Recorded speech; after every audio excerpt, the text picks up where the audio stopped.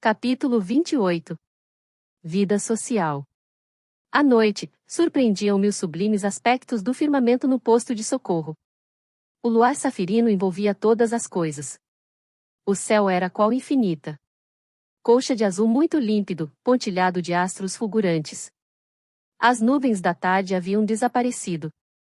Contemplando a beleza da noite, Alfredo acentuou: felizmente, os fenômenos magnéticos foram deslocados do nosso círculo.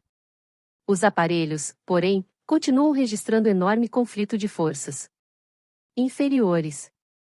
Ia comentar a beleza do céu, ante a observação do administrador, quando a campainha retiniu suavemente. Chamavam à entrada. Alfredo e Ismália sorriram. Muito gentil, o chefe do posto asseverou. Temos a visita de amigos do Campo da Paz.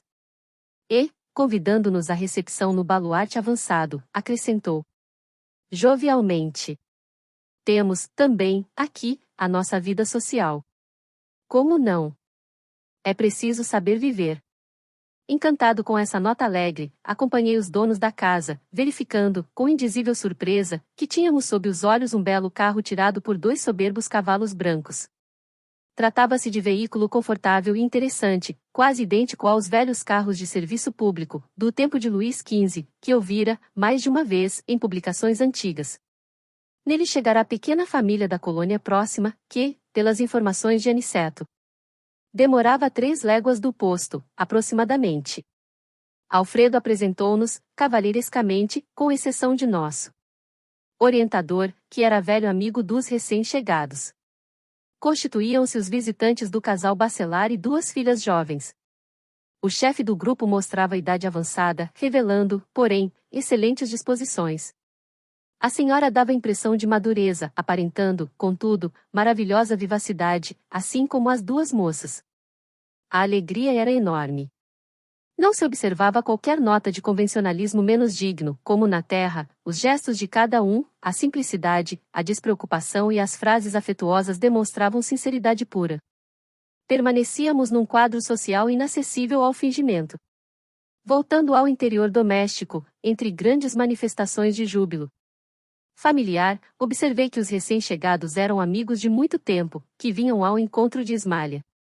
A nobre senhora pareceu-me contentíssima. Expediu recados afetuosos para algumas famílias do posto e, em breves minutos, o castelo recebia inúmeras pessoas que concorriam ao brilhantismo da seleta reunião. Sentindo-me assaz insignificante, ao lado dos novos amigos, limitava-me a ouvir e observar.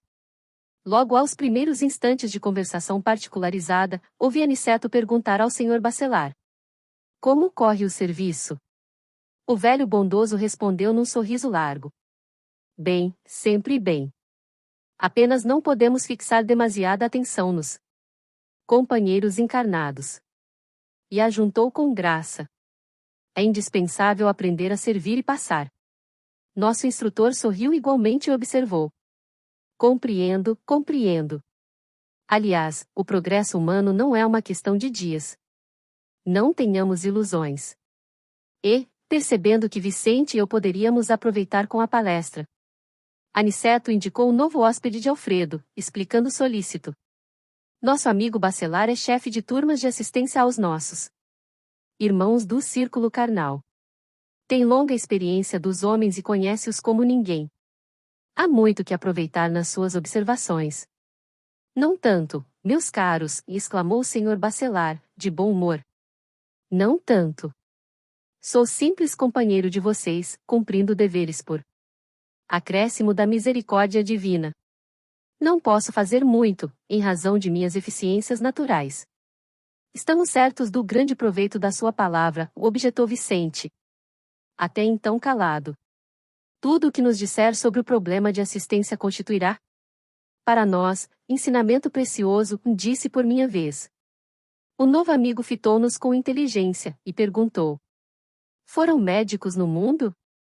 Sim, e respondemos a um só tempo. O Sr. Bacelar pensou alguns momentos e acentuou: sempre gostei de conversar com os amigos, recorrendo aos símbolos sugeridos pela profissão que exercem. Mas, no tocante às minhas atividades, não teria muito o que dizer a médicos militantes. Pelo contrário, Naduzi, seus esclarecimentos enriquecerão nossas experiências. O interlocutor sorriu, otimista, e declarou: não creia. Recorde os seus doentes comuns. Muito raramente lembram a medicina preventiva. De modo quase invariável, esperam a positivação das moléstias para buscarem o recurso preciso. Necessitam de anestésicos para o socorro do bisturi. Fogem ao regime tão logo surge a primeira melhora. Confundem o método de tratamento, apenas se registre o primeiro sinal de cura. Detestam a dor que restabelece o equilíbrio. Descontentam-se com a indicação de purgativos. Preferem a medicação de sabor agradável. E, sobretudo, quase sempre querem saber muito mais que os médicos. Esta síntese aplicável a corpos doentes representa, em nosso campo de serviço, o resumo do programa de assistência aos espíritos enfermos, encarnados na Terra, e com agravantes de vulto, porque, em nosso setor, não podemos manipular a alma, à maneira do cirurgião que opera as amígdalas. Somos forçados à preparação do campo mental conveniente, a proceder à semeadura de pensamentos novos, velar pela germinação, ajudar os rebentos minúsculos e aguardar a obra do tempo. Nossa luta não é simples, porque, se o clínico do mundo encontra sempre familiares amorosos, dispostos a cooperar com ele em benefício do doente, o que encontramos, por nossa vez, são enormes legiões de elementos adversos à nossa atividade restauradora e curativa. Em geral, o médico do mundo presta socorro a quem deseja recebê-lo. Pelo menos nas ocasiões de graves perigos. Nós, porém, meus amigos, muitas vezes temos de prestar assistência aos que não a desejam, por viverem sob véus de profunda ignorância. Tem razão, e murmurei, ouvindo comparações tão lógicas.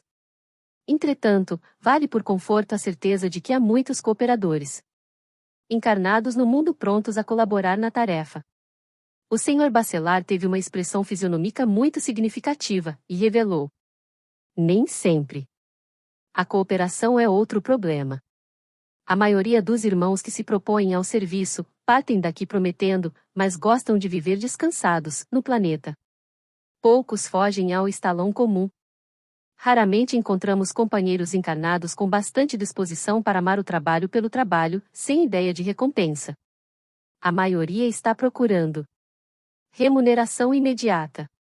Nessas condições, não percebem que a mente lhes fica como aposento escuro, atulhado de elementos inúteis. À força de viciar em raciocínios, confundem igualmente a visão.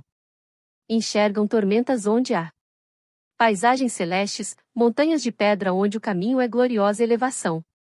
De pequenos enganos a pequenos enganos, formam o continente das grandes fantasias.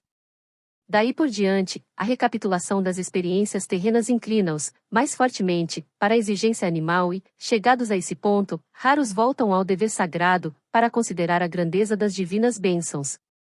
Nosso interlocutor fez uma pausa e tornou: e o desculpismo?